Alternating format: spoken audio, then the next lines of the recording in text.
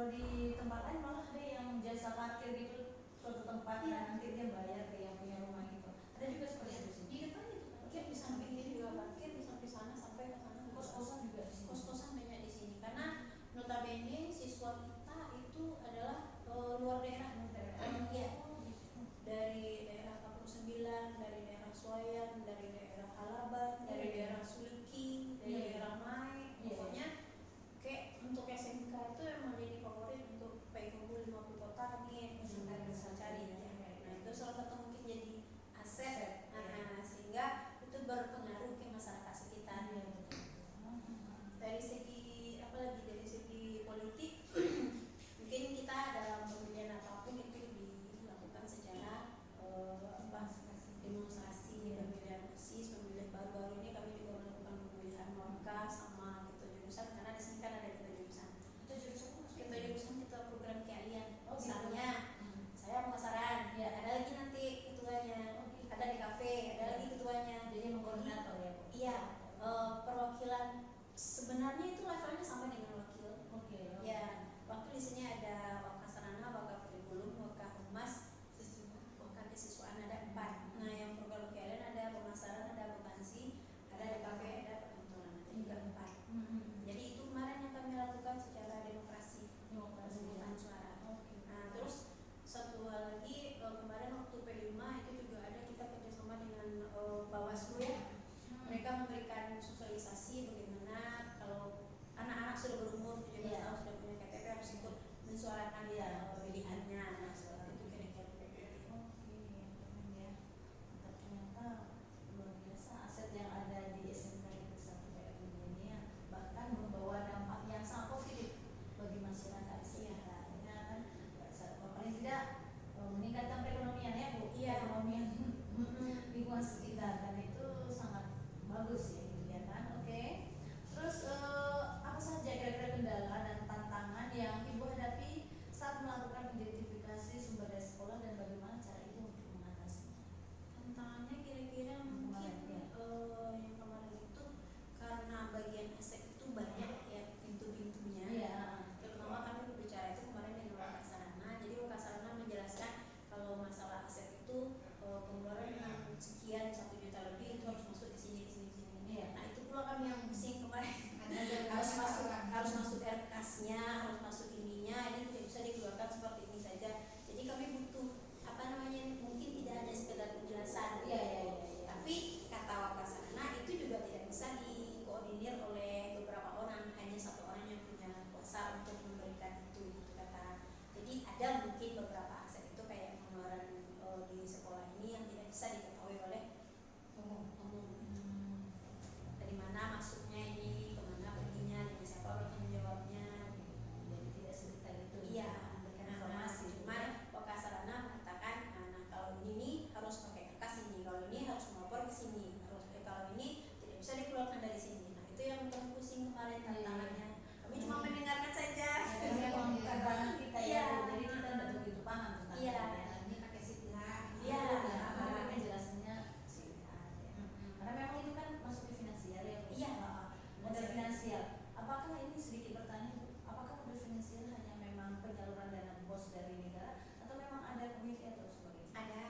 Kita punya komite. Cuman begini, BOS itu beda dengan komite kan. Terutama bagian penggunaannya. Nah yang komite di sini kami setiap anak itu dipungut 165.000. Kecuali anak-anak yang mungkin itu memang gratis. Terus anak pantiasuhan juga tidak bayar. Kemudian itu salah satu penggunaannya belum nanti ketika anak itu turun ke KL kan kami ada yang sampai ke Jakarta, sampai ke Pekanbaru, sampai ke Batam. Nah kita tidak pungut apa-apa dari siswa. Pasti digunakan uangnya tidak tercover dari dana BOS tadi ya. Kemudian di BOS itu kan tidak ada dana untuk lomba-lomba.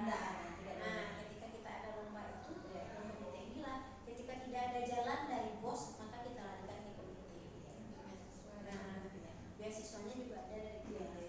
Karena memang tidak semua bisa di-cover dari dana BOS.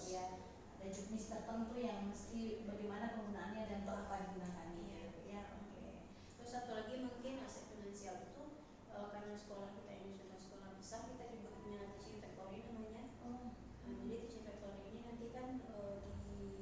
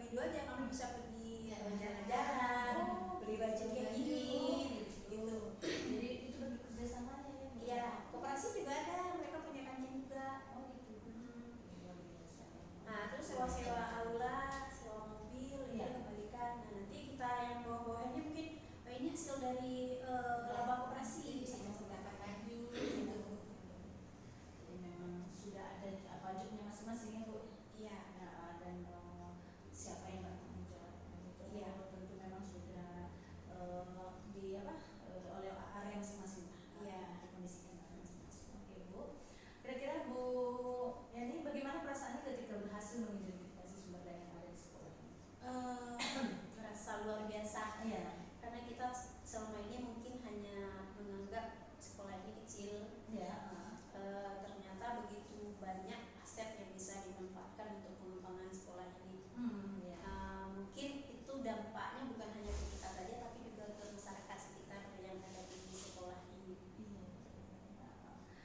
Waktu Bu Yani belum melakukan kegiatan pemetaan ini, kira-kira apa yang terfikirkan oleh Bu Yani tentang aset itu? Yang terpikir yang nampak aja dan yang bisa dirasakan aja. Iya, ya.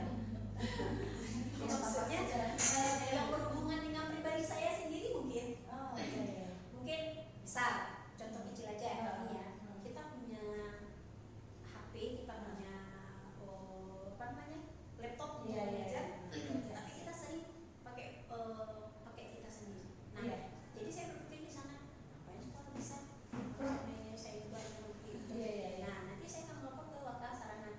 Bisa nggak disediakan? Sampai akhirnya nanti per kelas itu sudah ada wifi-nya, Iya. kemudiannya masing-masing. Iya, iya, iya. Itu salah satunya. Itu yang saya rasakan secara pribadi. Terus mungkin juga aset yang ada di sekolah ini, misalkan aula. Iya. Aula ini untuk apa? Iya. Nah, ternyata bisa disewakan. Iya. Itu digunakan oleh warga sekolah ya. Iya. Itu warga luar memanfaatkannya. Tentunya nanti juga membawa income untuk sekolah. Iya. Ya. Oke, Bu Yani. Terus apa saja pembelajaran yang Ibu dapatkan dari kursus pemetaan aset? Proses pembelajarannya mungkin terkadang yang kita pikirkan itu tidak sesuai dengan apa yang kita rasakan. Ya. Maksudnya begini, mungkin selama ini saya menganggap sekolah ini hanya segelintir lah mungkin dari sekolah-sekolah lain. Tapi ternyata setelah ditelusuri, kekurangan itu bisa jadi satu kekuatan. Iya, iya, iya. Apa yang tidak kita punya itu bisa jadi kelebihan bagi kita. Iya, iya, iya. Ketika kita bisa memanfaatkan dengan semaksimal mungkin. Jadi kita tidak hanya memikirkan tentang kekurangan Iya. saja ya, Bu ya, tapi kita bisa menggunakan apa yang bisa diberdayakan Iya. dari yang ada ini, gitu ya. Jadi kita lebih berpikir berbasis aset. Iya. Kalau kita berpikir kurang, tidak ada yang sempurna. Iya. Semua pasti ada kurang. Iya, semua pasti ada kurang. Sekarang menyikapi yang kurang ini bagaimana Iya. bisa dimanfaatkan. Oke, Bu Yani. Terus kira-kira apa pertimbangan Ibu dalam menentukan sebuah sekolah? Pertimbangan Yang bisa kita jadikan, oh ini memang asli sekolah gitu. Apa yang Ibu pertimbangkan? Makanya Ibu menyatakan bahwa itu asli sekolah. gitu. Nah, salah satunya itu pertimbangan saya karena mungkin sekolah ini secara nasional itu sudah dianggap sebagai sekolah terbaik, Iya. sehingga rasanya